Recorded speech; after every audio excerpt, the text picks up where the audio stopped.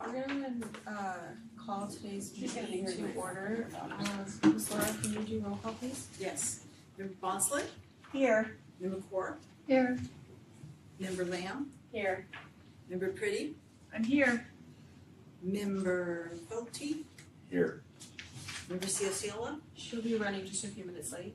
Oh, thank you. And then President Tommy. I'm here.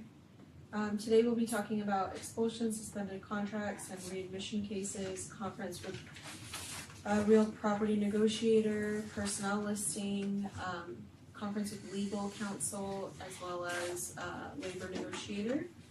Are there any public comments on closed session? There are not. Okay, thank you. We'll go ahead and recess to closed.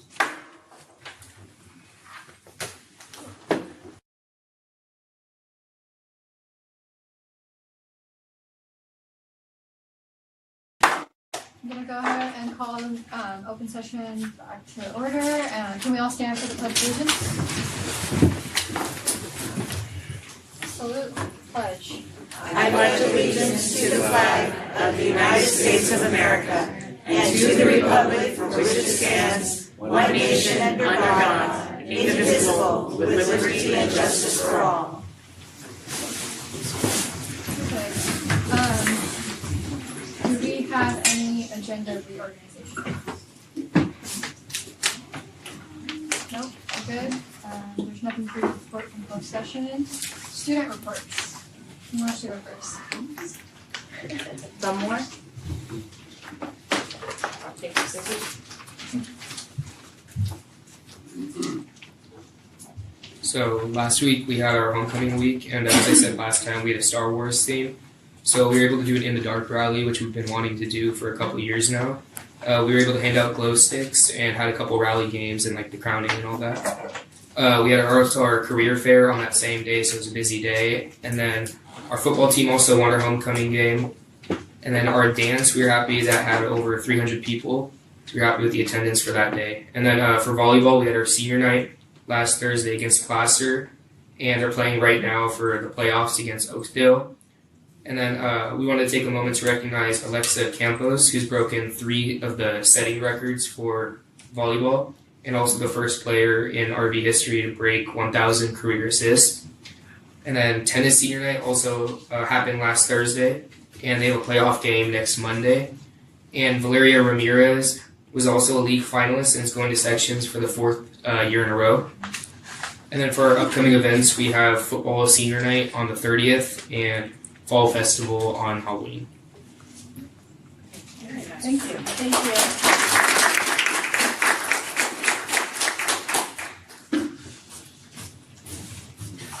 For Yuba City, we just wrapped up our homecoming. We also wrapped up some of our senior nights, such as for volleyball. I did want to talk a little bit about some issues we're having.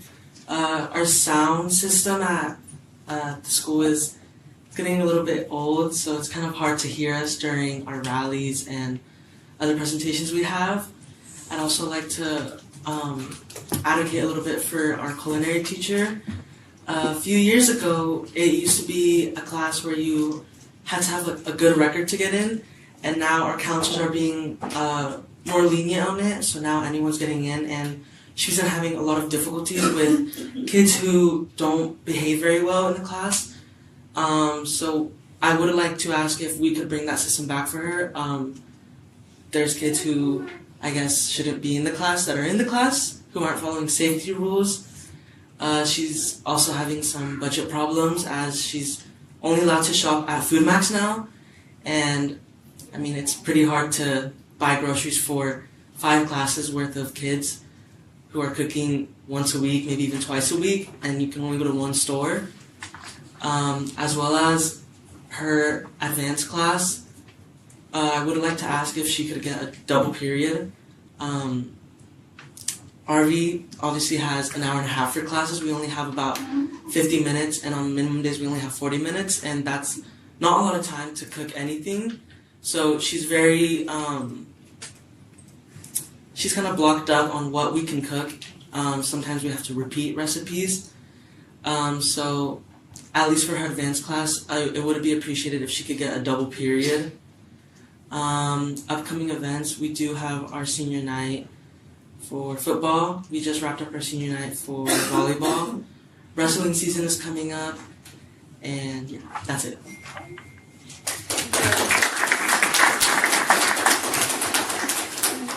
Employee recognition.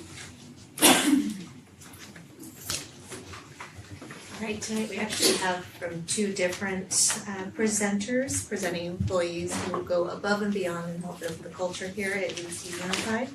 Up first, we have our Director of Children's Center, Pond Overshot.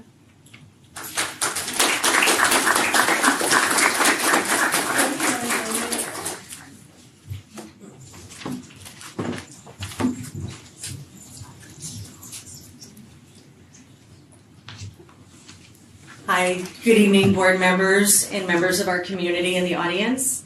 Tonight I have the absolute pleasure of recognizing someone who truly keeps our program running smoothly and keeps us smiling and partying and having fun along the way. And it is our incredible CDP office specialist, Kimberly Taylor.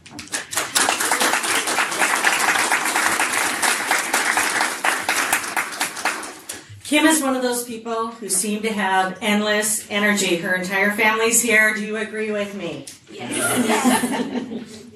She makes sure every child and every family gets the support they need. When anyone walks in our office, she is the first one to smile in a cheery voice. Hi, can I help you? Is there anything I can do? And she means it. Sometimes walking into the office, the first impression can make or break the relationship you have with that family. And she is our first line of greeting our parents, and they absolutely adore her for it, as do we. Kim goes above and beyond for our families. She meets with them, and she finds community resources for them. Diapers, bus vouchers for folks who do not have vehicles, clothes. She does community outreach. She is vital and helps with our parent engagement, Born Learning parent training series that we have 2 times a year for 6 weeks in a row. She keeps all of our staff in the loop, highly organized, and makes sure that no child or family slips through the cracks. It's easy to offer help. It's more challenging to follow up and make sure that help was provided, and if not, find other avenues to do so. Her warmth, humor, and professionalism set the tone for our entire program. She treats everyone like they're the most important person, and she means it. She is also our party planner. Do you know that there is a day called National Kimberly Day?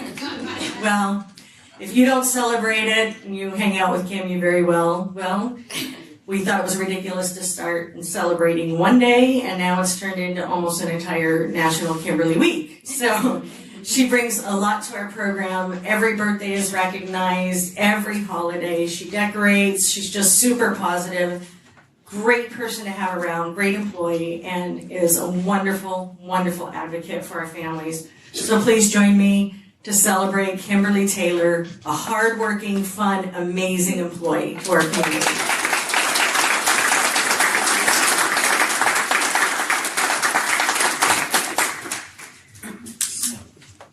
Certificate and a little tree, and then I need to get a picture. Better than that one. Oh, well, look at the photographer, you know.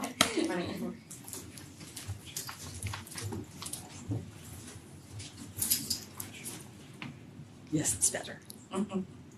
Thank you. Thank you. Congratulations. Thank you, Kim.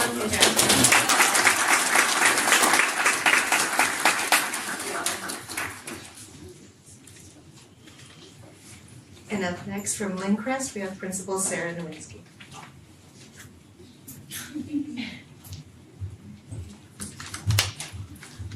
Hello, everybody. This is Michelle Cummings. Oh, see, they have a picture of me. I asked her, do they have a picture of you? She's like, I hope not.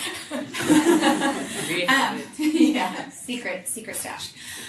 So I actually have known Michelle since I was a teacher. I first met her because she was a parent of a student in my class. Her son was in my English class at Yuba City High School, probably 25 years ago or so.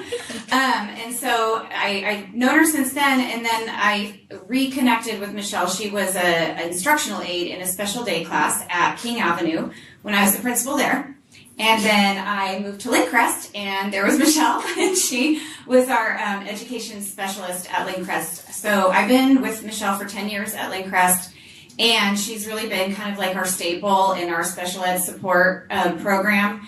And I'll read in a minute what I wrote, but just I just can't say enough about how supportive she is. Like even tonight, we were emailing about a student until we got here, and she just never stops. Like she really just truly deeply cares. And I know that I can go to her for anything, and it will be done and followed through upon. And she has mentored a ton of new teachers at our school, new special ed teachers. She always is coaching them and, kind of showing them the ropes, but also being a very supportive, caring kind of, almost a mom sometimes to some of them, because we're getting older. And so I am just very excited to be here. And she has a whole group in the audience as well. You can play. And I thought that was neat to see as well. So, all right. So what I wrote was, Michelle works tirelessly to ensure that the needs of special education students at Lindcrest are met. She is a partner with her colleagues, families, and administration. There is absolutely never a time when Michelle says no or I can't. She will do anything in her power to bridge relationships between staff and goes way above and beyond her call. She is an honest and caring person and a wonderful person as well. She has built lifelong relationships with many students, families, and colleagues. Michelle embodies what it means to give all students the opportunity to learn and be successful. And that's all true, plus a lot more. So thank you, and thank you.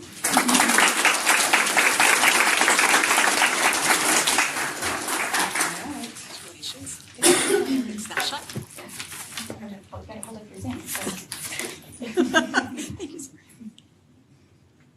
It's a cute picture. Thank you. Thank you.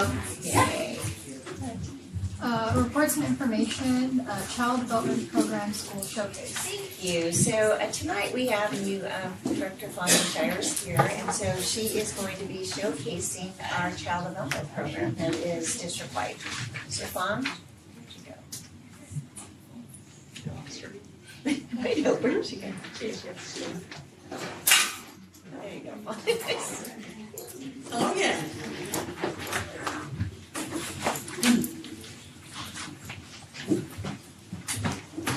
So good evening, everyone, and thank you for allowing me the opportunity to talk about what I consider the best kept secret in Yuba City Unified, and that is our child development programs. We've been around a long time, and we are constantly running into families that will say, gosh, I didn't even know you had a program. I wish I knew this when my kids were in preschool. So I am very grateful for the opportunity to tell you a little bit about our program. We are unique. We are quality, and we are a great resource for families, and we are free.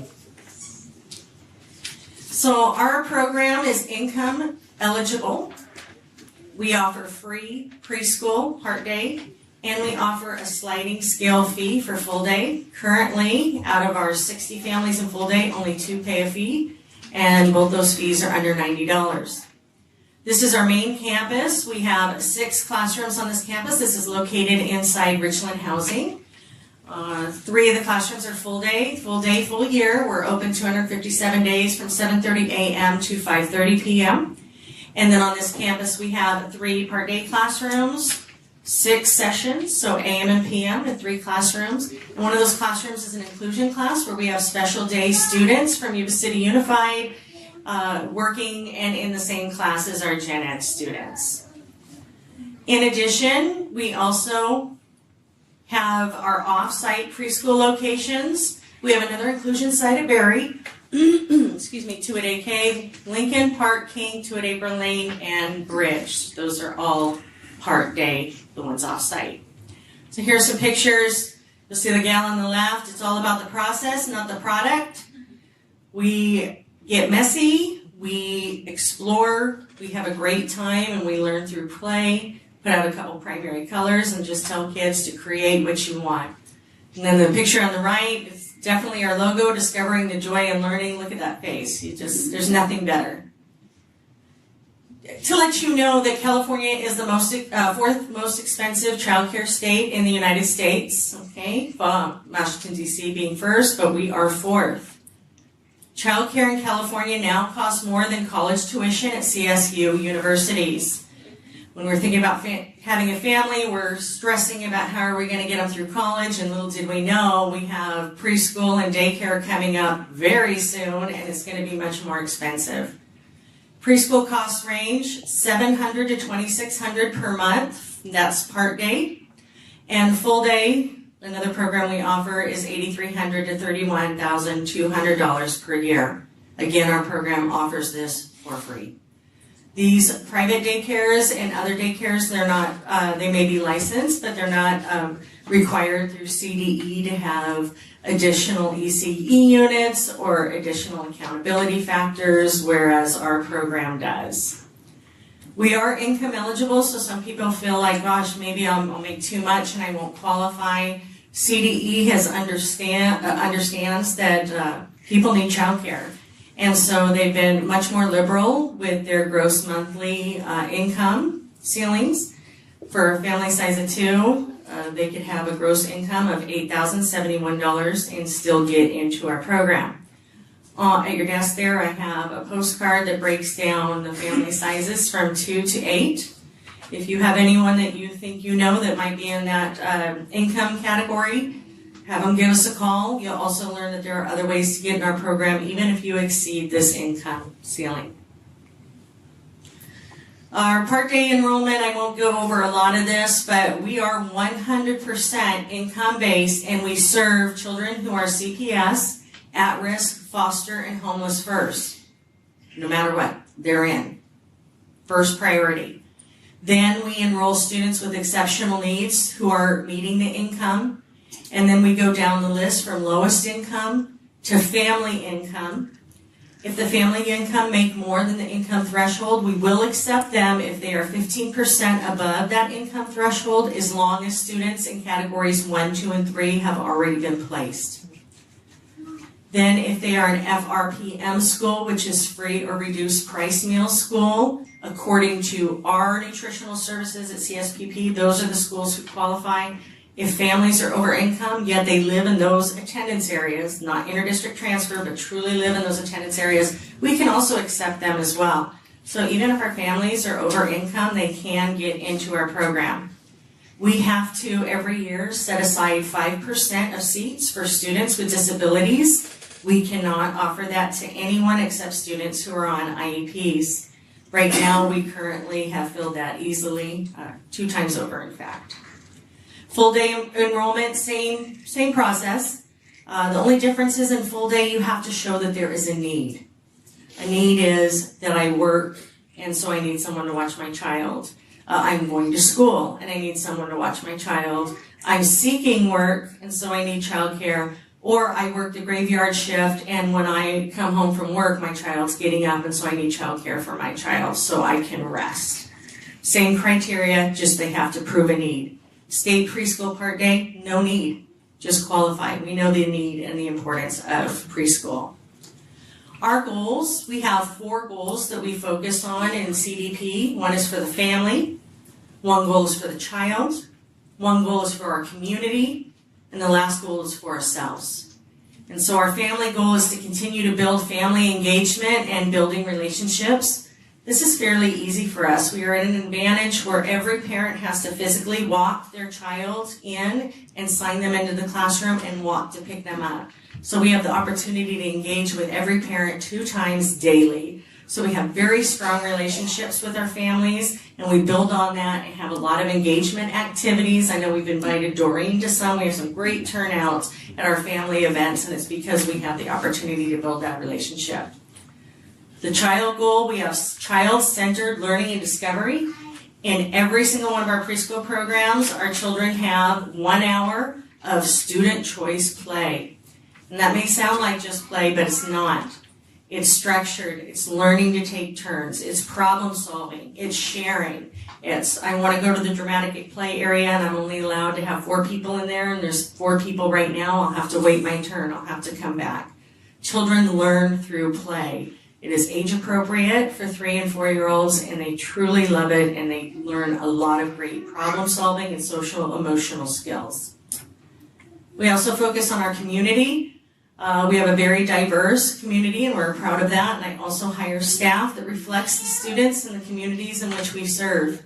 We have many of our staff are multilingual, and they're a wonderful addition to our staff and our community, and we're proud to continue to represent all members of our community to ensure that everyone feels welcome in our program. And the last one is for us, the employee. Work-life balance, asking my staff to not text about work, after work hours, shut off the email, just have a life. It'll be waiting there tomorrow, it'll be waiting there the next day. So that's really been a huge focus for our program this year because it's important. We have the most important job in the world, and if we're tired, exhausted, or burned out, we're just not going to be the wonderful employees that I know we are. Here's some pictures of our kiddos, some dramatic play here. We've got a little tea party going on. And here are some of our parents, King Avenue parents at our Parent Advisory Council. We seek meetings with parents to get their feedback on how we can improve our program, give them updates about what we're doing. And our attendance wasn't that great. It was very difficult to get families out. So now, this was our back to school parent advisory. We had about over 90% participation rate across the district. And what it was is we bought birthday crowns and alphabet letters. And we said, your child's going to be celebrating a birthday with us. And so this will be your surprise for your child. We'll collect them. And so the parents had a great time. They interacted. A lot of these moms didn't know each other. They got to know each other by saying, does anyone have any extra E's? I need an A. I'm looking for a yellow L. So it was a great opportunity, and any parent who was not able to make it, they had a secret make and take bag that was given to them, and they did it at home and returned it. So every single child has a personalized crown from their parents on their birthday, which I think is really cool. Our enrollment data, currently we can serve and we're licensed for about 650 students, and we're down. And part of the reason we're down, it's no big secret, is TK. When you only enroll 3 and 4-year-olds and you lose your 4-year-olds, obviously it's going to be harder to fill the seats. Also, historically, we were almost predominantly 4-year-olds because back in the day, 4-year-olds got priority over 3-year-olds. So now that we're enrolling more 3-year-olds, some of our parents are thinking, boy, 3, that's a little too young, and we're not ready yet.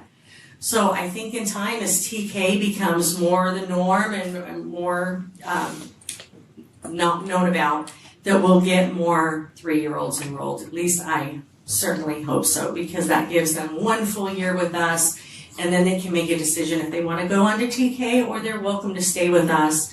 But we can work on those social emotional skills. They can have time to play. We can work on the toilet training. We do all of that in our program to help prepare them for TK and beyond.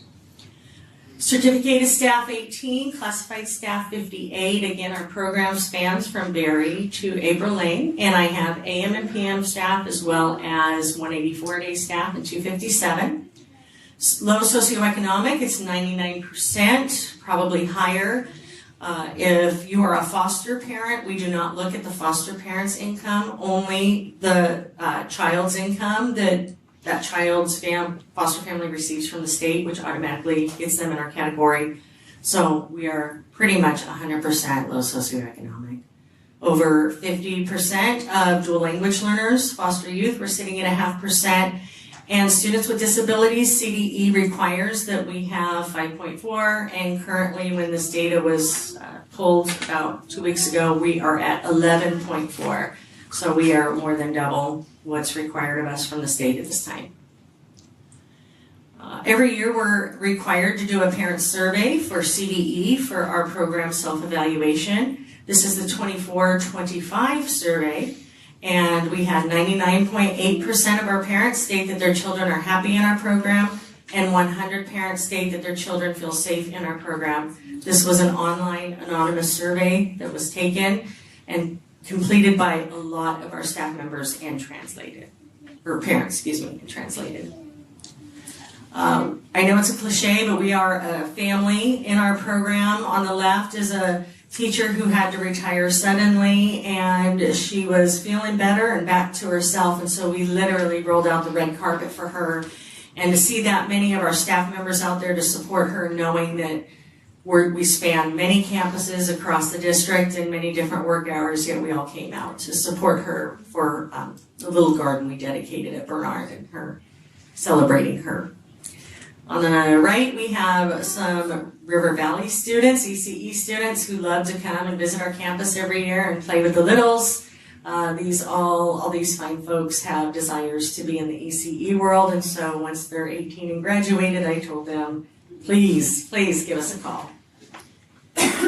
Some highlights and celebrations. We are a district-wide quality preschool program. We're now serving more 3-year-olds, so that's exciting and different.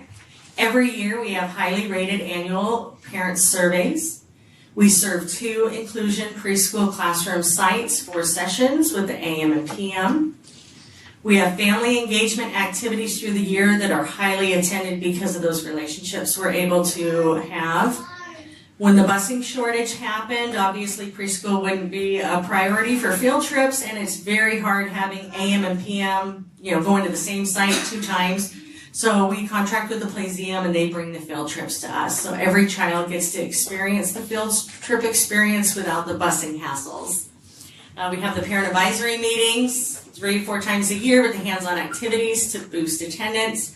A ton of cultural events. We do community outreach to serve families in need, and we have to follow through. That is part of our obligation and responsibilities for getting our funding through CDE. And we have happy, loyal staff. I'm proud to report that for the 3rd year in a row, we were voted in the top 3 of America Best of Favorite Childcare for 2025. It's quite an honor for us. There's a lot of great daycares in the Tri-County area, and to be recognized 3 years in a row is just an absolute honor, and we are very proud, and hopefully we'll be selected again next year. Just some fun pictures, what preschool should be all about. Just exploring and fun, mommy me tea time. We have quality instruction. We actually get rated. We have people come in and rate how we engage and interact with students. Are we using positive language? Are we asking open-ended questions? Are we giving them attention? Are we giving attention to all students? Not just us as teachers, but our aides, everyone in the room. Okay? And then we sit down with the people rating us and we talk about what they observed. I'm pulling our head teacher, Tammy Sanders. If you know her, she's fantastic. Every Thursday, she's doing coaching as needed for our staff and students. We have the Komochi social emotional curriculum we adopted and the creative curriculum because it is geared a lot more towards 3-year-olds, and so it's more appropriate for the clientele age that we're serving of the kiddos. We have a great relationship with Child Care Planning Council. We have on-site coaching monthly throughout the year. There's not a single staff member who does not get monthly coaching in our program. And every classroom has full circles, small group activities, and student choice play daily. Got some great photos here. The one with Santa, we just happened to be our director of HR, Mr. Eric Jenkins. Just thought I'd throw that out. He was a really great sport for coming into our program, and that's what we do. We make it magical for the kids. These are some of the partnerships that we have. I'll have you take a look. I'm very proud about being an ongoing partner with the United Way. We offer parenting classes 6 weeks, and we do it twice a year, and I think we've done 8 or 9 sessions now where we train parents in the United Way curriculum how to interact and engage with children ages 0 to 5, free or low cost. It's a fantastic program. We provide the families dinner, free childcare, and incentives, and they go home and they interact and do the activities with their kids. That's fantastic. We get rated on how much quality we have in our program. Highest rating is a 5 through the state of California, CDE, and every single one of our programs rate at a 4 or 5. Our partners at Sutter County Children and Families Commission, we have parent advisory. We do a lot of PD, so we're very grateful for our partners. In addition to the YCEF, they do a lot for us, and of course our partners here, Preschool Intervention Program. Here's an amazing night last year, and Miss Osumi had the pleasure joining us, and it was with KCRA Latina author and anchor Leticia Ordaz, award-winning author.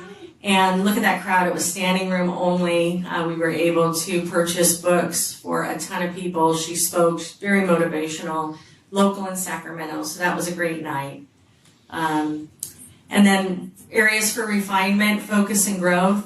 We just really need to get used to working with 3-year-olds, you know. Maybe only a year difference, but when you've only lived 4 years, 25% difference in age is quite significant. We need to learn the new assessments that are being put on our preschool staff because they've adopted some new ones. So we were used to the old versions and old ways, and so we'll get trained on that.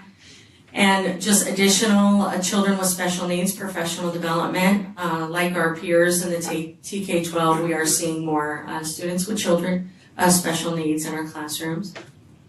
And then our preschool data is moving more and more towards CAPSTAT type data. So the software that we're using is very early childhood friendly, and as the state of California is asking for more data, parent income, parent education, all those things that our TK-12 folks fill out in enrollment forms, we're moving to that model. So we need to really focus and try to find a database or areas in which we can start recording that data for the state. And how can you best support us in our program? We were asked is just please share our information with families that you feel might meet our criteria. Thank you for the support, and know that our funding and regulations are different than TK-12. We're not part of the LCAP. We're not part of Yuba City Unified's budget. We have our own separate budgeting through CDE, and we are ruled by community care licensing. We are a licensed daycare, in addition to Title V through CDE, working with LEAs. So we have a unique union between those two regulations. Please come visit us anytime. If you're ever having a hard day, we can make it better in 5 seconds flat. And please continue to support our staff to receive ongoing staff development opportunities. And again, I want to thank you for your support and your patience when I share about our program. Please don't hesitate to come see us, and if you have any questions, I'm open. Thanks again for your time. Thank you. Thank you.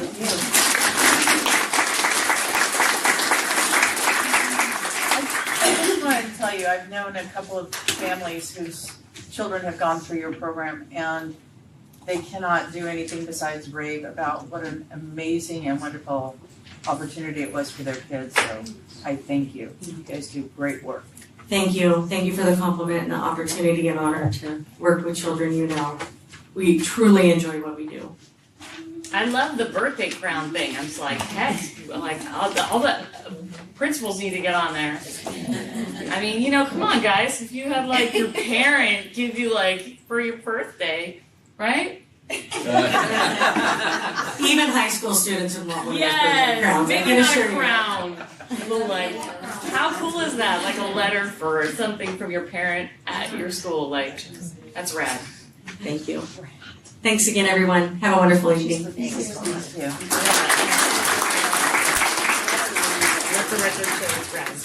The YCUSD health insurance study. Yes, so at the last board meeting, there was a request for us to give just an update regarding where we are in the process of our health insurance study. So I'm going to turn it over to Scott, who will just give where we are in the process and timeline.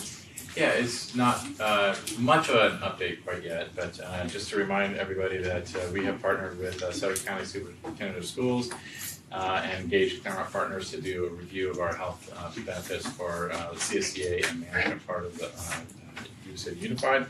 And we're at the stage actually next week where we're meeting and discussing the results of the study. And so we will know more soon. But and part of this, we actually have a committee made up of our union members as well. So we kind of really just really get an understanding of what's going on with the health benefits.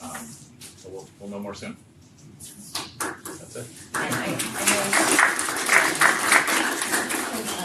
President Zami was specifically interested in the timeline for notification if in fact we were withdrawing from current partners. And so that would be a December 30th timeline that we would notify if we were going to, but there's been no decisions and the board will be involved along with our unions regarding any decisions that are made.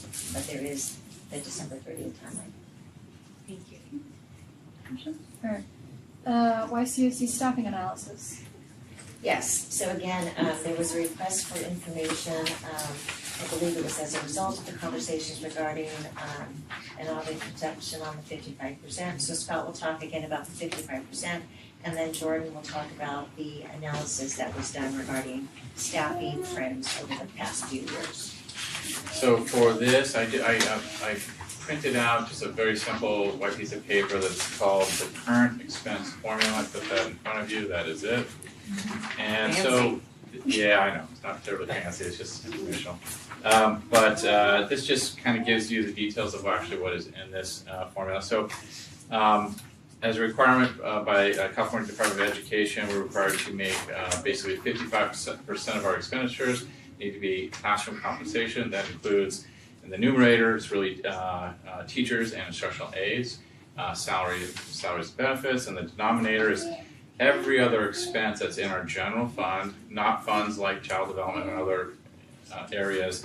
And I just listed out some of the exceptions to that. See, all expenditures except food service, facilities, acquisition, construction, transportation, non-public school expenditures, expenditures made with lottery resources, and then every year there are certain exclusions, and in the 24-20 excluded resources, so basically special programs.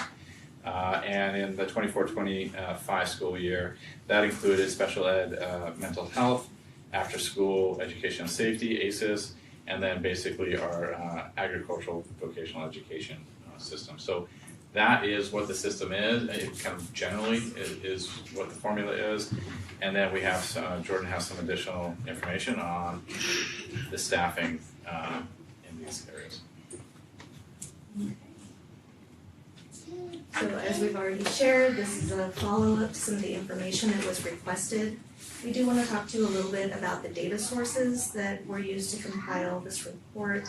Our student enrollment numbers are coming from our ARIES system. Our employee records are coming from two different databases. One is obsolete for those earlier years, 15, 16, 17, 18. So there is some limited access maneuverability within that database. And then Escape, which we are currently using for the 18-19 through 25-26 school year. There are, of course, changes to that data over time. Positions change names. We've had some positions move from classified to certificated. And so we've done our best to bring the apples and the oranges as close together as possible when presenting this data and the snapshot. And we have also looked at certain staffing categories as we present this, so that we can really capture the employees that are providing services directly to students and those that are providing services in support of district operations. This is the enrollment data that we are looking at the percent change over time from 2015-16 to current. And then a little about the data categories that you'll see in our staffing. Certificated instruction is going to represent our classroom teachers. Certificated student support are going to be positions like our counselors, psychologists, SLPs or nurses. There's instructional coach data in there, program specialists. You'll see social workers in the parentheses because that is specifically a position category that did move from classified to certificated over the course of that data range. And then our site admin category is going to include our principals and our assistant principals. We're going to look at classified instructional support, our paraeducators, including our special education paraeducators, ELAP, and those in TK. Classified student support has a wide range of positions that are included in there. That's going to include parent liaisons, mental health clinicians, staff in the library, health clerks and aides, campus supervisors, all those that you see there. We further broke out site-based clerical, so these are at the school sites, looking at admin secretaries, attendance clerks, data, enrollment, registrars, those types of positions. And then under classified operations, many job types within those, but that is going to include our staff supporting and custodial, IT, food services, maintenance, grounds, transportation, and warehouse. And then we were also asked about the staff here at the district office, and so you will see that data presented as classified, confidential, and also the district office admin. some of the changes and shifts that happen that are to be mindful of over the course of the 10 years that we were looking at. Of course, there are changes to student enrollment over time that will affect levels at any given point in the data. Special education is driven by student need, and sometimes we will see that go up, even though student enrollment overall may go down. Instructional coaches were returned to classrooms at one point.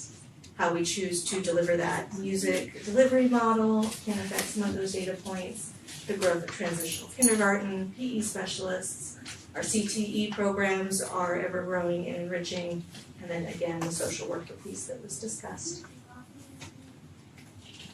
For classified, we know that there are certain groups and job positions that may not have existed in 15-16 that do in today's workforce. We're looking at mental health clinicians, parent liaisons, library staff, definitely seeing a change in staffing over time with ELOP, supporting that growth of transitional kindergarten. Again, special education classified staff is also driven by student need and the change to the social workers. We chose the comparison of 1920 and 2025 because we felt like it was a more reliable data set from the same ESCAPE database. It also gives us a snapshot of life pre-COVID and where we are now, because there was definitely some funding, staffing, and service delivery models that were different during that time period. You'll see that we've presented it as some FTE. We know that there are positions that are less than a full FTE. We also are looking at percentage of the overall workforce for the district. It kind of shows you the distribution across our entire workforce. It also helps us take a look at that change in a way that is representative of the different sizes of the groups. When we have one group that may have 650 people in it, another group that may have 10 in it. One of the best ways for us to look at changes to those groups is their overall piece of the workforce or pie, if you will. And these numbers here, we are going to provide to you and the next slide, the change data and also a graph of their distribution. But you'll see there that we have presented it by those employment categories. So when we compare those two tables here, our change in enrollment over that time period was 590 students, which is a decrease of 4.92% in our student enrollment. There was a similar size decrease in our certificated instruction, our classroom teachers, that matches that student enrollment decrease. You will see site admin, site-based clerical, operations, classified, and district office reduced as well. During that time period, you will see that there is some increase in the certificated student support, a significant increase in the classified instructional support, and an increase in the classified student support. So while there are increases there, you will see that those are all in categories that do directly provide service to students. And then those categories Can I here. ask you a question? Yeah. So between 2020 to 2025, this year, we've gained a district office administrator, but that doesn't show up down here. So why isn't the percent change green for them? Because it is not within the category itself of district office administrator, it's within that category of employees percentage of the whole workforce. So all the workforce And I could go categories down has the line, changed. there's a couple of other discrepancies here where the previous slide compared to this slide, the numbers don't jive. Can you help me with the number? Yeah, well, district office confidential was 8, it's still 8. District office administration was 18, now it's 19. Of course, that was 5 years ago, this is now. But it doesn't show, it shows that you've gone down 0.04%. Because it's, that percentage is not a change in district office admin compared to a change in different district office admin. It is at that period of time, all of those categories made up 100% of the workforce, and of that, district office admin was a certain percentage. Because all of those categories have change in them, their piece of the pie, of the overall 100% for that year is the change that's reflected. I'm not a numbers person, but this still doesn't make a lot of sense to me, but I'll just go with it for now. And then this slide here is a visual representation of that table there. And so what you'll see in the entire bar for 1920 is 100% of the workforce, and each color category is how much of the workforce that category represented. And then in 2025, you'll see how much of the workforce that particular category represented. And so those changes are the percentage changes that you saw in the red and green on the table before.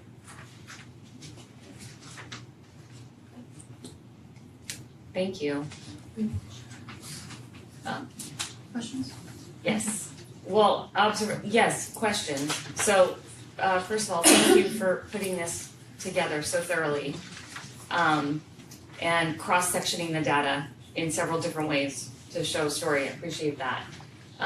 When I use this, which I imagine is also yours, Mm-hmm.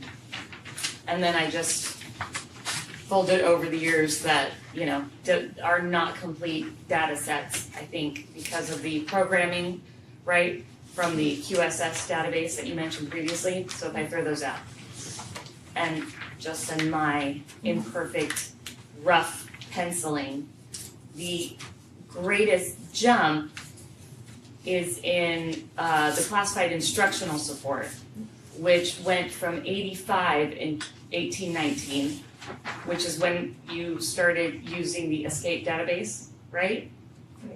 Okay, so we can trust those numbers, right? I mean, I think you cross-sectioned it from 1920, which it had gone down. It's actually even more dramatic. In my rough penciling, it looks like 120% increase in 6 years, right? Mm-hmm. So with the enrollment going down, right, and I would expect with enrollment decreasing, that of course certificated instruction would go down. If we don't have students, we don't need the teachers, right? But with the classified instructional support jumping to such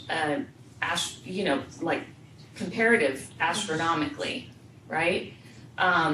To me, if I was drawing a conclusion from this, I would say, well, do we have more students per class?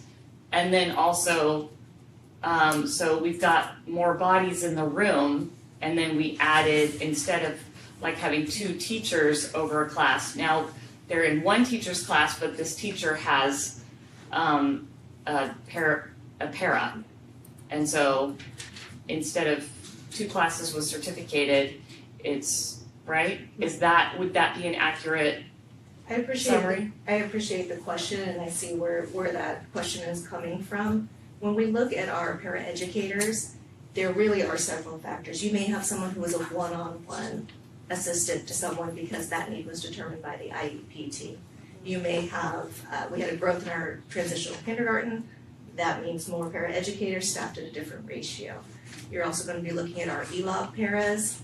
That program changed funding structures, changed the way we staff, so we have growth there.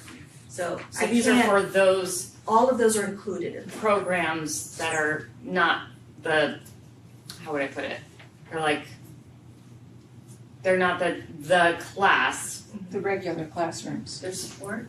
Yeah, it's for all the support IEP programs and We have things that special education the paras, certificated that are driven by teachers that. can't. Okay. Some are specific to a student, some are specific to A the program. classroom or program structure. Mhm. Some of our paraeducators support CTE classes that are not special education paraeducators. And then again, some of those are also driven by those changes in those programs. And so they are all in that category together. Okay. But yes, there is a significant increase there, and also a significant increase in our classified student support. So not necessarily the paras, but that mental health support, the parent liaisons. Sure. So would you, and I don't know who would answer this question, Probably you, Tino. Hi, welcome to the meeting. Hey. Okay, so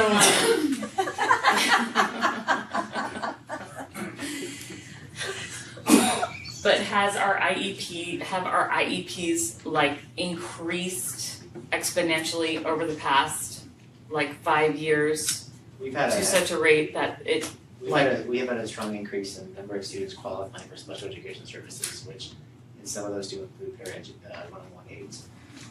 And like Jordan mentioned, I think a significant portion of this is our after-school program at our K-8 sites. All of those are staffed with ELOB, with paraeducators, and we have a lot of students in our after-school programs. So that, in addition to what Jordan said with our TK ratios, we have to have additional paraeducators with our certificated teacher in the TK classrooms. So I think that does add a different dimension to why you would see this increase in the support. okay. And what's the percentage increase for IEPs over the last 5 years? Now, right now, get it. So right now, the state is sitting at about I'm totally kidding. 14%, and what we've seen in our district over time, over the last 15 to 20 years is, we were approximately 8 to 10% when I first started, and we've slowly increased, and so we're probably around the 12 to 13% across the district of students who qualify with special needs. Yeah, that's our current snapshot, but like comparatively. Yeah, it's increasing. It has increased over time. So I want to add something to this because actually this was great and great question, great report. I only ask good questions. We're doing yes. So TK and ELOB, I don't know, I haven't dug into the behind the numbers, but those are two new programs that really I think are driving those numbers, and they have specific funding sources for those programs. I just want to point that out. We have actually extra funding to support paras in the classroom for TK, and ELOB is a whole separate funding source that is a restricted funding source to do that. So those are new initiatives. Okay. Yeah. Any other questions? No? Alright. Moving on, comments from the public, Both? please. Okay, so if it's something on the agenda, under the Brown Act, the board shall entertain comments on any item appearing on the posted agenda as the board discusses agenda items. Audience participation is permitted. Generally, the president will ask board members for their remarks before recognizing requests to speak from the audience. At the president's discretion, agenda items may be considered in other than numerical order. The board will respect the rights of the public to express their viewpoints on matters within the board's jurisdiction. However, comments that are defamatory or violate the privacy rights of any students or individuals may not be protected by law. The board shall not permit any disturbance or willful interruption of board meetings. On the other side, if it's not on the agenda, the Brown Act, specifically Government Code Section 54954.2, provides that no action or discussion shall be taken on any item unless it is adequately described in a timely posted agenda. Accordingly, though the public may comment on matters within the board's jurisdiction that do not appear on the agenda, the board cannot respond to such comments without running the risk of deliberating or initiating discussion on topics not properly before the board. Given the prohibitions set forth in the Brown Act and the risk associated with responding to public comments, the board does not respond to community's questions or comments. The board will respect the rights of the public to express their viewpoints on matters within the board's jurisdiction. However, comments that are defamatory or violate the privacy rights of any students or individuals may not be protected by law. The board will not permit any disturbance or willful interruption of board meetings. Thank you. We have items that are on and not on the agenda. First, we'll have items not on the agenda. Savannah Roberts.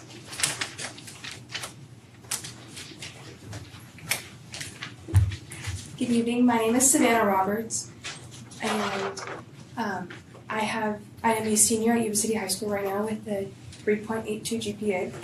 I am here tonight as a student and athlete on the Yuba City track team and a dedicated employee of Delish Pizza, where I work at least 20 hours a week. I am working hard to balance my academics, athletic commitments, and my job. My academic journey has not been simple. I am on an IEP for dyslexia.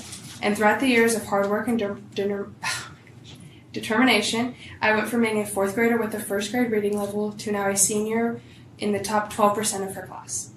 I owe a great deal to my parents and resource teachers over the years for always believing in me and teaching me how to advocate for myself. That is why I'm here tonight, to advocate for what I need to be successful in my future. My goal is to continue running track at the collegiate level. As you know, the cost of college is a significant financial challenge. My job is not just for spending money. It is essential for me to save up so that I can afford college. This is a financial necessity for my family and me. I am here tonight to respectfully ask an exemption from the district policy which states that Edgenuity is not for first-time instruction. I am also aware that this district has a precedent of granting these exemptions. Over the past 2 years, I know of at least 2 other students who were approved to take IM3 on Edgenuity for first-time instruction. Furthermore, I know a classmate this year who was approved to take an Edgenuity class for first-time instruction for English 12 and government so that she could graduate early. My request is only for one class, for a simple purpose, to make my future goals achievable. This exemption is key to a schedule that allows me to meet those goals.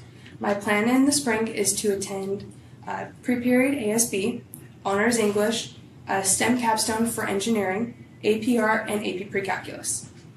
By taking government on Edgenuity this semester, it would free up a critical 3 hours before track practice for me to work or complete homework.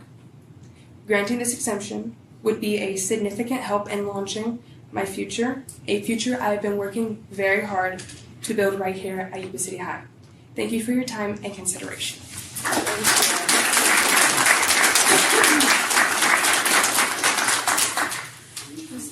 And then we have comments on agenda item 13F.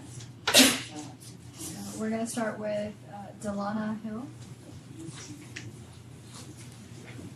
Hello. We would like to express our growing concerns regarding the recent decision to use charter buses to transport students on field trips within our district. As dedicated school bus drivers, we take great pride in the safety, professionalism, and commitment that we bring to transporting students in our community. There are several key issues that we would like to bring to your attention. Student safety and driver accountability. The safety of our students must remain the highest priority. As certified school bus drivers, we personally inspect our vehicle before every trip to ensure that it is in optimal condition. We always carry our credentials. We present them upon request to any authorized individual. We also have had charter buses pass us during trips, during routes, going way over the permitted speed limit, and also in school zones. Who's monitoring this? This leads us to ask, is anyone from the district physically checking the credentials of charter bus drivers prior to student boarding? Are background checks and certifications being verified with the same rigor applied to our district drivers?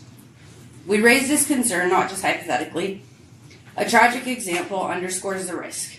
In 1976, a charter bus from Student Transportation Lines Incorporated experienced catastrophic brake failure while traveling at approximately 65 miles an hour, resulting in the deaths of 28 Yuba City High School students, 1 adult, and injuries to 23 others. This was due to a failed air compressor drive belt and a missed pre-trip inspection, critical safety oversights that could have been prevented. Additionally, the driver involved was unfamiliar with the bus and lacked proper training on emergency procedures. These failures highlight the importance of ongoing rigorous training and maintenance protocols, standards that we, as district drivers, uphold diligently. 2, driver training and support. Training is essential. Many of us feel that the professional development that we need is either unavailable or requires us to come in on our own time. We currently have 1 certified trainer and 1 delegate who is still in the process of becoming certified. This places an overwhelming burden on our limited training resources and limits our ability to support new hires effectively. Investing in comprehensive training and increasing the number of qualified trainers would not only improve safety, but also boost morale and retention. Scheduling, staffing, and route management. Another area of concern is scheduling. We would like to understand why was routing more effective last year compared to this year. What changed in the process? We're now seeing inefficient practices such as buses assigned to transport only 1 student, while another bus with available capacity drives by that exact same location. This raises questions about whether routes were designed for optimal efficiency or simply to reflect inflated usage statistics. Furthermore, staffing issues have created confusion and role overlaps. Bargaining unit positions are being filled by non-bargaining unit members, non-dispatchers are dispatching, non-drivers are driving, employees are working out of class, and this lack of clarity affects operational efficiency and fairness in job responsibilities.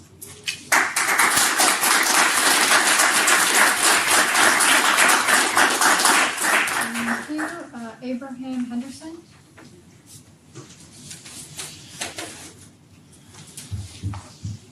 All right. To continue, we have financial concerns. Chartering buses is significantly more expensive than using district-owned school buses. In addition to higher trip costs, charter companies often have strict cancellation policies that could lead to unnecessary expenses. Our drivers rely on these extra assignments, not just for professional fulfillment, but also to support our families, reduce opportunities for our drivers, while outsourcing to charter companies affects both morale and livelihoods. Reinforcing the importance of school buses.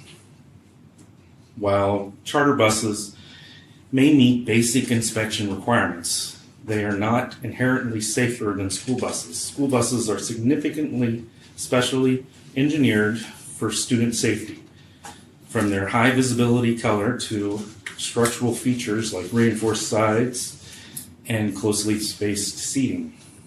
More importantly, school bus drivers receive specialized training tailored to student transportation, which further enhances safety. In conclusion, we share these concerns not in opposition to change, but in defense of student safety, fiscal responsibility, and the value of our trained staff. We respectfully urge the district to evaluate these practices with transparency and to consider involving transportation staff in the future planning discussions. Thank you for your time and attention to these important matters. We are proud to serve our students and are committed to working together to ensure the highest standards for their safety and well-being.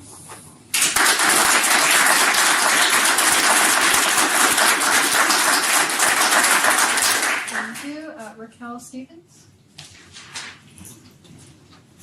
Hello. Mercedes is going to hand out the job description of our supervisor driving trainer. Will I read? Okay. So what may look like multitasking is actually really switching back and forth between multiple tasks, which reduces our productivity and increases mistakes by up to 50%. This is what is happening in our department currently.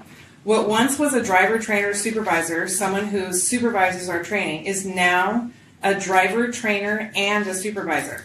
Not only is she responsible for supervising half of our department, but she's responsible for providing classroom and behind-the-wheel training to not only our drivers, but also any new and upcoming drivers. We also have hired a delegated behind-the-wheel trainer that also needs to be trained.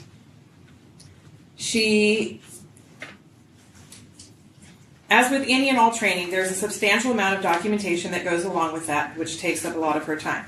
She's also a bargaining union member, so she drives and does dispatch as well. So what is she to prioritize? Training the department drivers with required training to keep our licenses, because personally I've been a driver for 5 years and I have not received that. I had to renew last November and I had to go out on Saturdays on my own to make sure I was proficient. And I don't feel like that's my responsibility. I have a trainer for a reason, but she's not available to me. So training new drivers in the staff and department, being in the office so that we can reach her because she's a supervisor for half of our department. Does she drive to cover routes? Does she do the dispatcher's job because our dispatcher is also on the road covering routes? So my question is this: is the solution really contracting out bargaining unit member work, which will result in our drivers and our district losing more money than they should be, or contracting out another behind-the-wheel trainer so that they can help get our department where it needs to be, which is fully staffed and functional? Currently, we have 3 trainees that are doing behind-the-wheel training, and starting on Monday, we have 4 that are starting the pre-trip. The hiring of these people would create a significant positive impact to our department, which should urge you to strongly reconsider using charter buses. The whole reason that we are considering that is because we are short-staffed. We are short-staffed because we have a trainer that doesn't have enough hours in the day to train our current or incoming. So we would prefer to have another trainer that is dedicated to training, and to us that are already driving to not be working on our own time on the weekends, to be proficient for the safety of our students and ourselves. Thank you.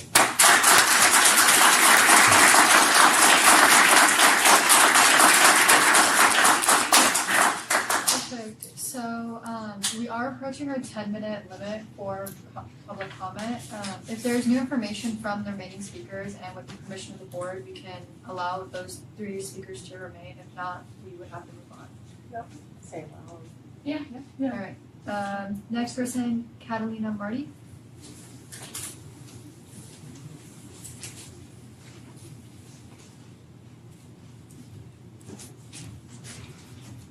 Good night, everybody. I'm Catalina Marty. I'm the senior driver of the transportation department for Yuba City Unified. 20 years experience. There are no words to express how I'm feeling being here tonight. Although I stand here in full support of my fellow drivers, I miss the opportunity to be serving the students of our community by transporting them safely to and from San Francisco, because 10 days ago a charter was booked to transport the students. Although the only person scheduled to be off in our department is a mechanic, we have been led to believe that these charter buses are not meant to eliminate our driving of field trips, but to ensure that the students still get the additional educational activity and sports-related trips. However, the charter for today's trip is a perfect example as to why we are here tonight. And we're sitting here tonight with grave concerns as how to chartering trips will affect our department. We were told we cannot afford to lose multiple drivers off our PM routes. This trip would have taken 1 driver from their PM route. After this charter was booked, their 3 other drivers were scheduled to take trips that took them off their PM routes as well. 1 driver called out sick today, and all school to home routes were driven. These charters are being booked long before the knowledge of who is present and available is known. Our drivers could have driven all the trips that were scheduled for tonight without having a negative impact in our department. A driver on step 5 would have been paid approximately $300 for this trip. The district would have also covered the cost of fuel. I asked, did chartering the bus have a negative financial impact on our district? Because it had a negative impact on me.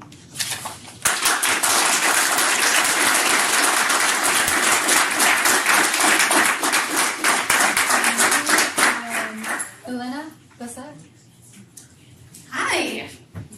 So my name is Elena Bassett. I am the CSEA Labor Relations Representative for the Yuba City chapter. I do want to thank you for the opportunity to speak tonight on this critical agenda item, charter buses. I'm sure you're shocked. So let me start by acknowledging the shared goal. Let me just lower this a little bit. I'm a little short. The shared goal we all have here to ensure that students get safe, reliable transportation to athletic events, field trips, and extracurricular activities that enrich their education. The district's bus drivers have been the backbone of this for years. They wake up early, navigate challenging routes, and keep our students safe, all while proudly serving the community. These are not just jobs, these are careers built on dedication to students. In the 23-24 school year, the district's transportation plan showed we successfully managed all student needs with the fleet of 59 buses, 25 full-size for home to school and 34 mid-size for special ed, covering a combined 653,400 miles annually without a single mention of charter services. The year before that, 22-23, it was the same story.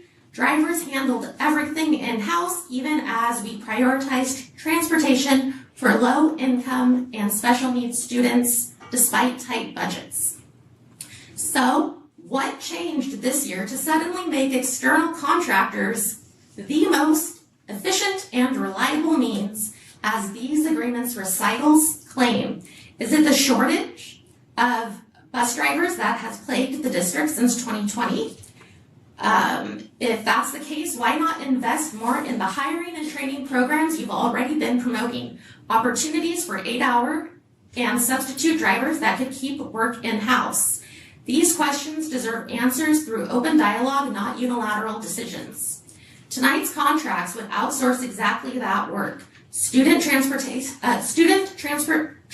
for athletics, extracurriculars, and field trips on an as-needed basis through service orders. The agreements cite exemptions under Ed Code 39830.1 for charter party carriers. And yes, the law permits school districts to contract out transportation services under Ed Code, but here's the crucial part the recitals themselves highlight. These are general services essential to operations, not special services under government code. Ooh, ouch, I'm out of time.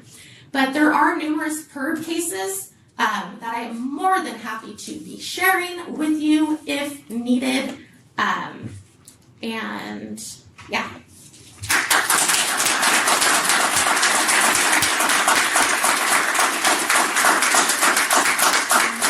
Mercedes? Thank you, Mercedes Geraldo, representing CSCA.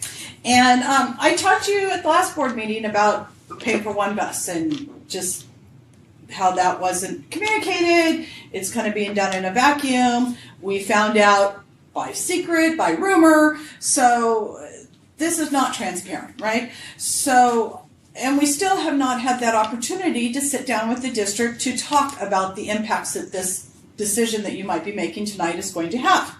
But I know, and Christian, I know you like data, right? So I'm here to give you some data, okay?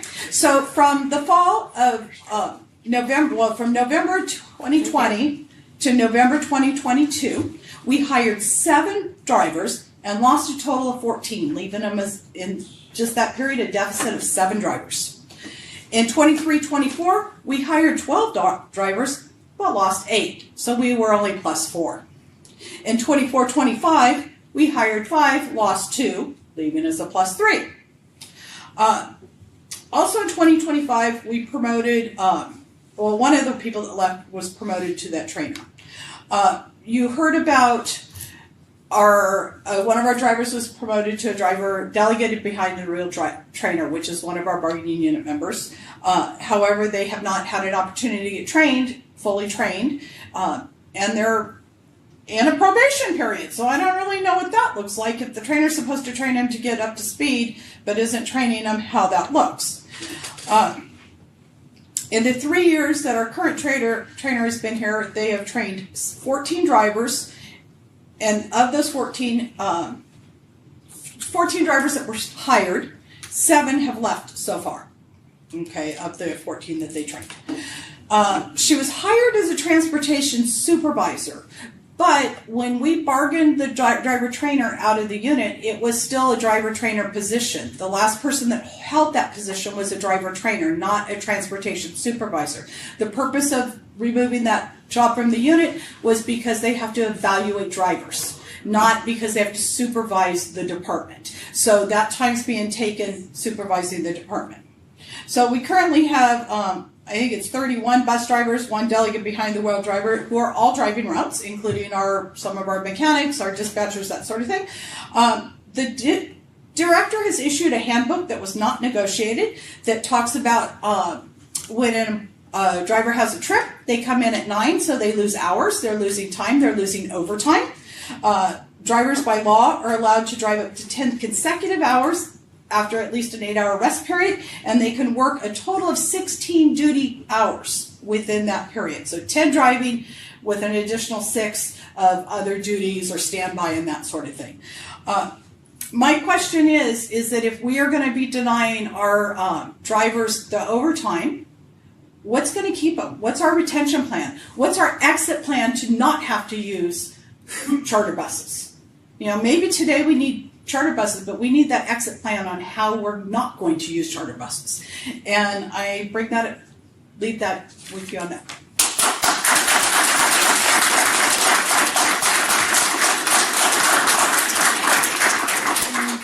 And with that, would anybody like any agenda reorganization on the consent agenda? Yeah, let's take F separate. 13F separate? Okay. So, with the exception of 13F, can I get a motion on the consent agenda? I make a motion we approve. Second. A motion by member Ciociola and a second by member Lamb. All those in favor? Aye. Aye. Any opposed? Hearing none, motion carries. 13F, any questions? Well, I think I'm not sure I have questions as much as I want to make sure, reiterate what was discussed to see if I have my ducks in a row, if I have the memory. The reason for this was not that the drivers couldn't perform the special driving, right? The field trips that we were all in agreement, field trips, not virtual field trips. We wanted actual live field trips. And it wasn't that they couldn't, but in order to successfully execute that task, the trips themselves had to be amended so that the driver could come back and cover the regular route, right? Like there were hours taken out of, we've had students come in saying, well, because we weren't able to access the first 4 hours of our conference that we wanted to go to because the driver couldn't do that let us go to the field trip at the time we needed to because they had to also be back and cover the regular route. Do I have that right? Yes. Yeah, I think that's part of it. I would say that probably the more driving factor was the limitation on some of the sports events. That was definitely drove some of the decision making there. And I just want to be clear. I mean, we absolutely want to make sure. We much prefer to have our drivers that are sitting in the audience right here doing this jobs. And yeah, absolutely. That's what we want. That is our desire. That building up our program, getting more drivers, and but we're running into some issues where it has been a strain on the department. We have dispatchers driving, mechanics driving, just to get home to school transportation and our required sports events and field trips. And we don't know on any given day when somebody's going to be called out sick or multiple people, and we've had some issues there. So our last resort is charter buses, but in some cases that's to make school operations run. That's what we're looking at in some cases. So I confess I read the Lux contract. I didn't get to the Newman one. They're the same contract. I assumed. Yeah. But I didn't see how much of a lead time was required, if it was contractual or if it was just. If they're out of buses, they're out of buses, and if they can find an available driver. So, for example, I don't know if this is a number you would have off the top of your head, but what the average out is on for our staff of bus drivers, like how on a given day 4% are out sick or on leave, or I don't have that data I'm just shocked. Yeah. No, that's fine, because that would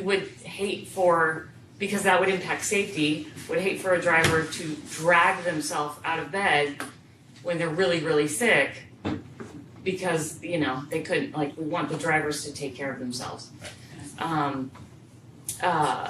But my question is, what's the lead time on the charter bus if I run a scenario where we have obligations to our students, because all of us are in this room for students, right? Yeah. That is the only reason all of us are here. So if the students have a need, right? And if we have the lead up and we plan it and say, we take it to the dispatchers, we take it to our team, and they say, yeah, we can meet it. But then on the day of, they're like, oh my gosh, 4 people called out with the plague, and now we can't do it. My question is, what's the lead time on a charter bus? To secure a charter bus. To secure a charter bus. Yeah, so again, As our- we haven't done this a lot, so I'll Right. tell you that it seems to be 2 to 3 weeks, but again, it just depends on their availability. So if somebody So it's not something we can do the day of, like, give them, like, all right, you guys said you could do it, and do all the other things too. no, I mean once they're rented, right? That- So, yeah. Well, and I think the thing is, and Tino and Scott have been working on ways to give our own drivers to ensure that on one given day where we have multiple field trips, multiple athletic events, trying to avoid that. So I think you're asking for how many weeks ahead of time to request a? Or at least 4 weeks. Yeah, so I mean that's pretty significant to ask for sites to be putting in 4 weeks in advance trips in order to make sure. Because what we've had happen is on a given day we've had multiple field trips, multiple athletic events, and that's part of what you heard from some of our students is the cancellation at the last minute or some of the adjustments that have to be made because our first obligation is home to school athletics and then required field trips. So we're trying to be as strategic as possible because we do want our drivers to drive when they can. And so we're just trying to be more organized and strategic to try to give us enough lead time. And it was like a last resort. It Right. wasn't like, it was just supposed to be a last It is. resort. Last resort. Yeah. Now, at our last meeting, you said that 17 people had applied for bus driving jobs. Well, so I mean, we have a class going on right now. We started off with 42. We were at 17. I don't know where we are today. We're It below- kind of goes down. below That's- 5? yeah. We have 3 behind the wheel right now and 4 that are starting the pre-trip and then they'll do behind the wheel after that. So that's 7 right there. And she still has more that are getting ready to go test at the CHP.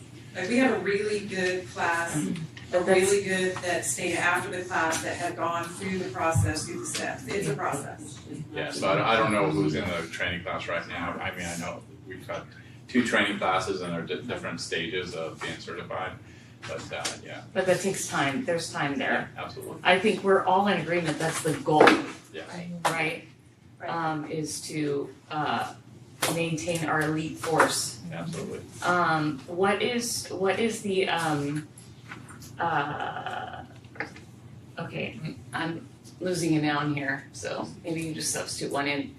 Is there any credence to having a designated full-time trainer? Have we looked at that in the HR department to help train and try to get people up to knowing this is a high turnover job, right? Historically, it's always been high turnover. So we do have a designated trainer that is it's a supervisor position. That's the trainer. I meant designated, like that's what they do. They don't also drive and also supervise and also dispatch and change tires I and. think they're also driving, if I understand it correctly. It's not a full-time job. It to is a train. full-time job, but they're having to also drive because we're so short that they're being put out on the routes as well. So while they could be back doing all the training, they don't have that luxury because we are in desperate need of them actually driving routes. Right. Is that not correct? Okay, so hold on. This is so the department is being strained in different directions. So we will find out the supervisor trainer is pulled in to do dispatching work. The dispatcher gets pulled into the field. We get some of our mechanics pulled into the field to drive buses. So I mean the driver shortage is affecting every position in the department. Sure. Yeah. So as per this contract we're only gonna have this contract until we can have a full fleet of bus drivers. And only when we feel like we got some things stacking up that we just can't can't handle. We have too Can't many guarantee events. that they'll happen. Yeah, I mean, or we just have to limit those events. I mean, that's reality. And then as for this, so say that like happens in like the next like 4 months, right? Probably a long shot, but it happens in the next 4 months and then we have 30 days to cancel this contract. Oh, we can, this is not, we're not obligated to do anything. This allows us to call charter and say, hey, you know, we're having an impactful day, we're gonna Like need have it to. in the back pocket. This has us as needed. It doesn't mean we're gonna spend these dollars. It's when we see a real need to take care of it, yeah. Anything else? I move that we approve. I second. Alright, on a motion by member Pretty and a second by member Lamb, all those in favor? Aye. Any opposed? Hearing none, motion carries. Alright, moving on. Action. A, expulsions, suspended contracts. I make a motion that we go forward as discussed in closed session. I second the motion. On a motion by member Ciola and a second by member Quilty, all those in favor? Aye. Any opposed? Hearing none, motion carries. B, first reading of proposed revisions. Thank you. So I bring forward the next set of policies for review.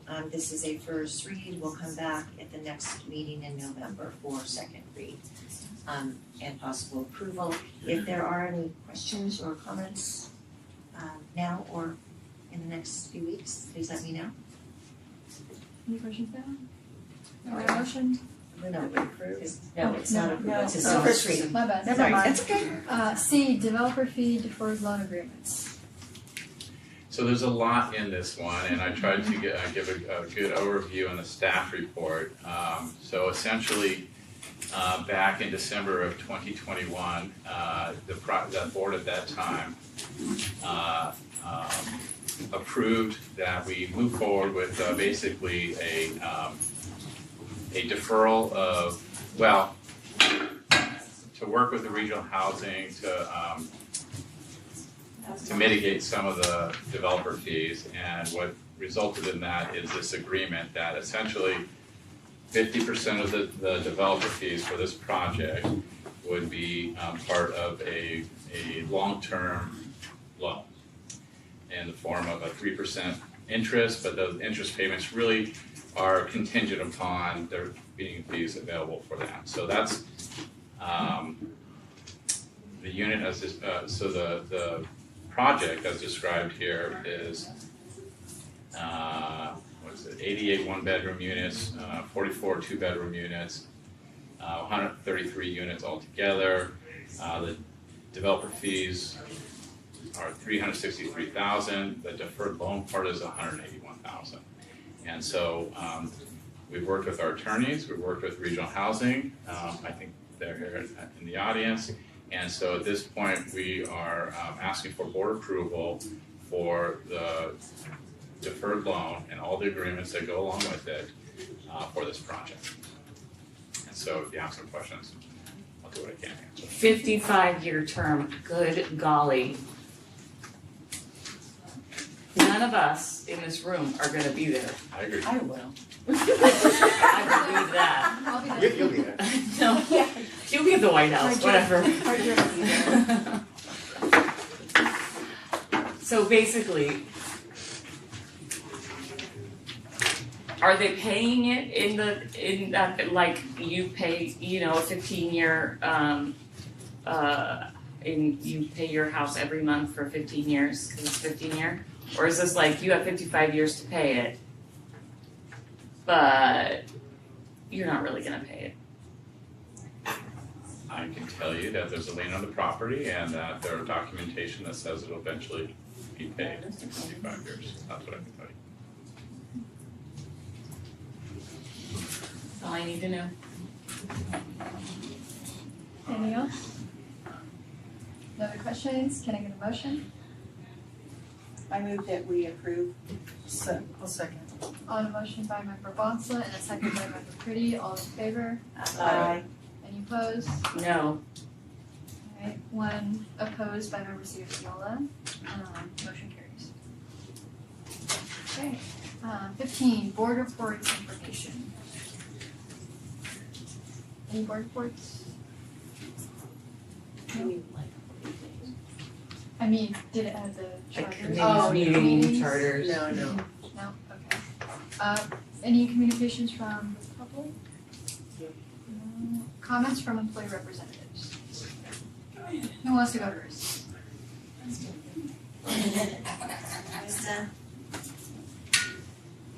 Thank you. It's good to be back after a stint with COVID. I apologize for my absence at the last meeting. I would like to share how enjoyable it has been to come and watch our different school sites present about their programs. I've learned over the past several months how many different jobs people do here that I've never even heard about. And I find myself doing one of those jobs as well. There's very few people who know that our Discovery School even exists. So I really enjoy the opportunity to sit here and listen to these presentations. Tonight I'd like to talk to you about student behavior and school safety. We have several school sites where our teachers are not feeling safe in their classrooms, where students are making threats against teachers and staff, and just a general overall feeling amongst many of our unit members that their school is not the safest place for them to be at all times.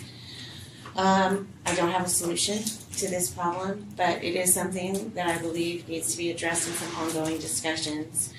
When student behaviors impact teacher safety and the learning conditions of their classmates, it becomes an issue that we all need to work together to solve for our students, for our staff, the learning conditions in the classroom, and the overall function of our school district.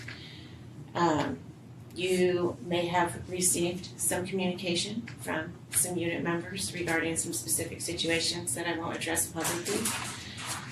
That is a drop in the bucket of the concerns right now amongst our staff with the small number of students, but the ever widening display of inappropriate behaviors in the classroom. Not limited to threats of gun violence on campus, students putting their hands on staff, and what appears to be a widespread epidemic of substance abuse among our young people, which is causing some unexpected behaviors in the classroom. So I urge us to work together to help meet the needs of these students, but also to maintain safe classroom environments for their classmates and for our teachers. Thank you for your time. Thank you.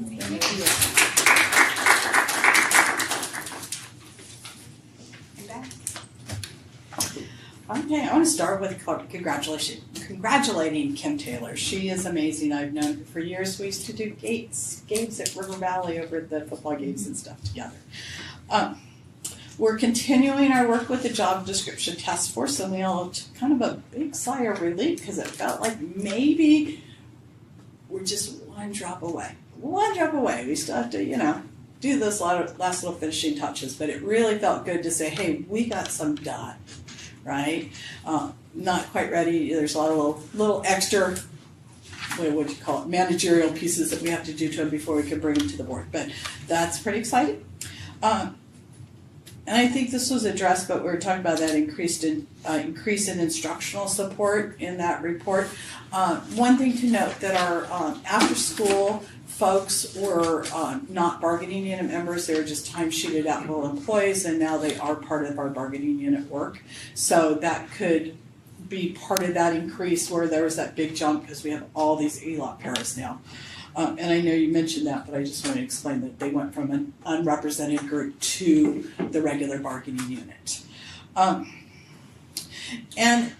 I'm not sure, we hired a trainer, but they were hired as a supervisor or a transportation supervisor. So we actually have 2 transportation supervisors in a department. So that's really a dedicated trainer. As you see, I passed out 2 job descriptions, one for the transportation supervisor, they're stapled together, and one for the driver trainer, and they are different duties. So, we do feel that as hiring that person as a transportation supervisor to do the training duties, they're doing double duty there. I'm not here to advocate for a managerial position doing too much work, but if they're not being able to train our drivers and train, it's not just training the outside drivers, new drivers, but our current drivers need ongoing training that they're supposed to be doing.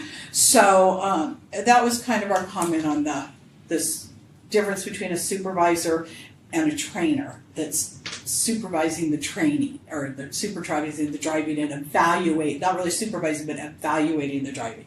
So that's the difference there. We do appreciate you listening to us and our concerns, and we all want the same thing, but we want our bargaining unit, our members, to be honored with what is in the contract, which is their opportunity to bid routes. These charter buses is they're in advance, 10 days. Our drivers don't get to bid a route till 5 days trip. So I'm not even sure what that looks like. How do we decide if we're going to be able to do that if we have to let these people know so far in advance than what our people get to know? So that's not equitable to our folks, and every time, like Kathy missed a trip today that she was perfectly able to take, there was drivers to cover routes. We will be filing grievances on the contract on that, so just expect that, because that's our job to protect our workers. Thank you.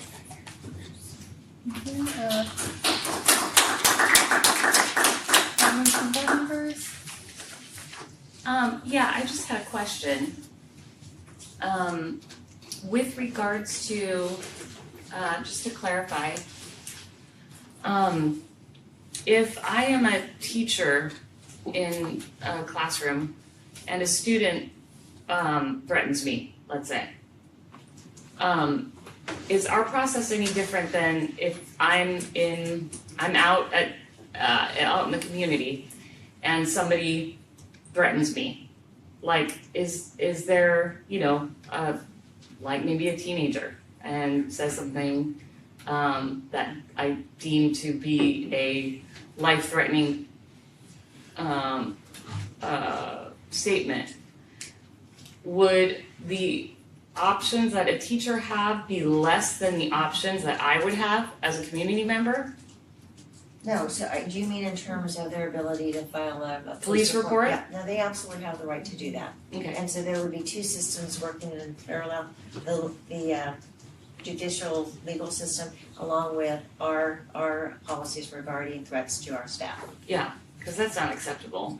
I think we're all agreed with that. What is the procedure then for that teacher? So she's in the classroom with a class full of kids and she's being threatened. What's the procedure for that teacher? So they would call to the front office for assistance, and so depending on the age level of the campus, we have campus supervisors that are available. But yes, so reaching out to the front office for assistance immediately. Are we, because I don't know, but I suspect that each of us has been contacted fairly recently about some things that are going on some of our sites, and hearing that a teacher was actually struck, and there didn't seem, at least for this teacher, didn't seem to be any repercussions on the student. So I'm just wondering if we're really following through on discipline. I know that reducing the number of suspensions makes our dashboard look really neat, but it's having a pretty devastating effect on teachers, on the classroom, on the learning experience, on all aspects of being at school. So I just want to make sure that site principals are being supported in dealing out discipline, and that we're not letting the need for having less suspensions on our dashboard preclude us from meting out discipline when it's necessary. Did I say that right? Yes. Yeah, and I would say, Shelley, that we just had this conversation with principals yesterday. We were meeting in grade level groups, and I was the K5 and K8. The principals are expressing their same concerns regarding some of the behaviors. As Heather said, it is a small percentage, but the level of behavior is very extreme right now. And so the principals share those same concerns. But Shelley, I want to assure you that it's not about, if we need to suspend kids, we're suspending kids. We're just reviewing it. So there is students being suspended. I don't know about this incident about a teacher being struck. If there's one specific, I do know about some of the other ones, but I want to assure the board that we're not tolerating behavior just because of a dashboard. Yeah. And so, if there are concerns, and I know Heather and I had a conversation this week, about the concerns being brought forward by YCTA. And so, again, we're having those conversations. I don't know what the answer will be in terms of these extreme behaviors, but I do want you to know, and Tina and I were just talking about it, kids are being suspended, and they need to, there are consequences for behaviors, there are consequences for the threats against our staff and other students. And so I want to assure the board that that is happening. But if there are specific incidents that we don't know about, then I need to know. You can't do anything if you don't and know. I do need to know about it. If there's a feeling like, and again, there are circumstances sometimes that aren't always known, but those are the things that, we can look into. Thank you. Do we have like a process or a policy, not a policy, but do we have a practice of I know our SROs for the high schools, but do we have a process of deterrence for just having ever so often random canine, drug searches? Yeah. Do we do that frequently or surprise? So we had that in the past, we haven't, we no longer have that contract with the company out of Chico. There were, competing opinions about that regarding whether or not it was beneficial. There were some legal issues that came up over the use of drug sniffing dogs in schools. So that contract was suspended 3 years ago. Maybe. More than that. It needs to be more than that. I wasn't. Yeah. I heard of it. They never came to the class I wanted them to come to. I know, right? I know you cut me from this class. I don't know. Well, it's just concerning that Heather suggested that the drug thing is an issue. It is an issue, and I think these that there is just some, and I use this as an example, back in the day for us, it was cigarettes and you didn't smoke and it was just, you didn't. And now it's vape pens and those things, and it's, the kids, my impression is they're very casual about it. And so it's just one of those things that we're trying to address through trying to educate kids to the dangers of vaping. Vape pens have caused a lot of plumbing problems. Yes, they have. They have it, yes. Our custodians and our maintenance crew have found quite a few things in the pipes of our schools. So I do want to assure the board that it is taken seriously. If there are specific issues, I'm happy to have a conversation. Tino, Justin, but it will not be tolerated on our campuses. Thank Is there I don't know if this is the right term, but something I wished we had done when I was working at the schools, and you have a student who comes into the office and he's been sent out from a teacher and he's in the office to regroup, to calm down because he needed to be out of there. And then we let the bell ring and it's second period and we send them off to their next class. I wish we could notify the teacher of the next class, just FYI, this person, kid's been triggered. He's been triggered today, just maybe to help that the student doesn't go into the next class and blow up again. Yeah. I wish we could do something like Well, that. I think the thing about it, and the board has supported this, we have a large number of staff for social emotional purposes. So you have a contingency of counselors and social workers, Right. school psychologists on the campus. Their role is to help with de-escalation of these students and to Right. help these students work through whatever's triggering them. Right. And so, I think that happens. But I think that might be something is how do you help the next, because, and again, I would prefer that students who are so agitated not be sent on to the next No, class. 100%, but they are. Yeah. I mean, when I was working, they were, and it's just like, let's notify that teacher that maybe this person was having kind of a bad day last period, just FYI, so that they maybe don't, trigger them again. Exacerbated. Yeah. I don't know. I feel like we're helping the student and the teacher at that point by notifying them.